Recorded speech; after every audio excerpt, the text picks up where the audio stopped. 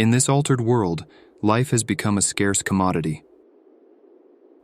The discovery of the fortress was nothing short of a miracle. I believed I had found my sanctuary. Now, after a year, I stand as its last survivor. The recollection of the heartfelt welcome from its inhabitants resurfaces in my heart. Those men and women whom I shared my existence with have perished from the illness. They, who hadn't crossed paths with another human in ages, embraced my presence with an earnest warmth. The fortress offered ample space, though comfort remained elusive within its walls. Nevertheless, we evolved into a makeshift family. Our routine consisted of ration hunts in small groups of 3 or 4, occurring once or twice a month. Our basic needs were met, providing a semblance of normalcy. For a time, the atmosphere within the fortress held a reassuring quality. Despite acknowledging the possibility that a cure might not be on the horizon, contentment prevailed. The fortress, with its intact walls, cocooned us in a sense of security. Within those protective barriers, the looming uncertainty outside momentarily faded, and we found solace in the notion that, at least within these walls, we were shielded from the bleaker realities beyond. As our lives evolved, the virus mutated too. From our vantage point atop the fortress ramparts, we would keenly observe the zombies. A noticeable transformation was manifesting. The zombies were growing quieter and, surprisingly, more coherent. They would congregate near the fortress. Their unnerving stillness would for sure suggest a level of awareness, as if they knew we were watching them. Strangely, some would linger for extended periods, standing in eerie silence, almost as though mirroring our watchful presence.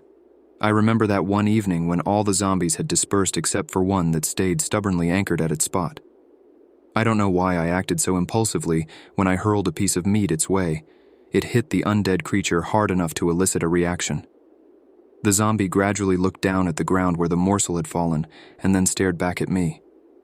It bent down to pick it up but then stopped. For a while it stayed frozen, half crouched, and then with an enigmatic turn, it ambled off, denying me the satisfaction of the response I had hoped for. Fast forward. The illness came and people in the fortress started succumbing to death. We would leave their bodies outside the walls and watch them wake from dead, and then they would watch us too. And we would wonder who would be the next amongst us to join them. Now, I await the time when I will join them. Admitting without reservation, fear grips me. It's not merely the fear of the unknown illness, but a deeper dread. Fear of the profound solitude that has become my reluctant companion. A week has passed, and the last of the rations have been consumed.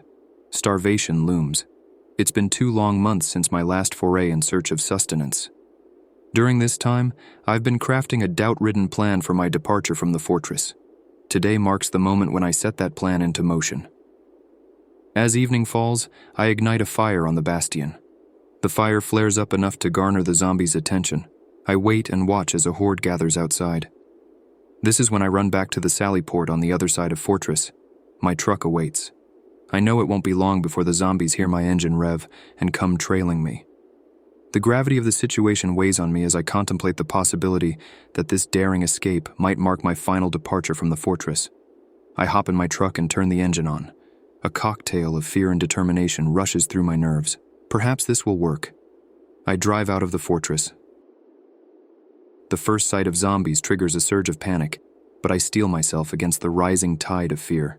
Gripping the steering wheel, I seize the opportunity to rev the engine, plowing through the undead with grim determination. As the truck gains speed, lines of zombies materialize from the shadows, converging like a relentless wave crashing against my truck. However, my foot refuses to yield from the accelerator. I barrel through the disarray, crushing the already lifeless bodies beneath the wheels. In the chaotic ballet of survival, my truck unexpectedly lurches upward, defying the laws of gravity. Frantically, I grapple for support within the disorienting whirlwind. A sudden impact jolts through me as something hits my head hard. Consciousness seeps in. I find myself piled up on the ground.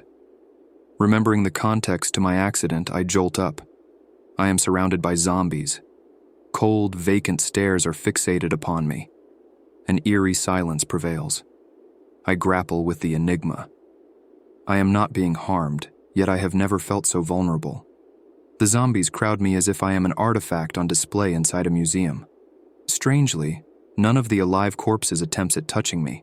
In fact, they are inching away, allowing me an expanding circle of space.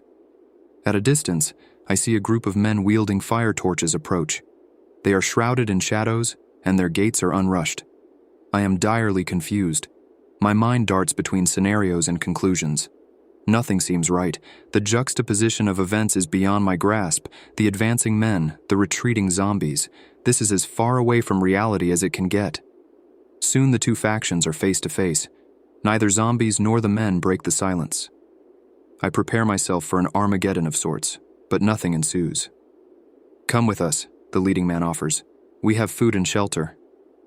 He is calm and indifferent towards the foe that surrounds us. I stand transfixed.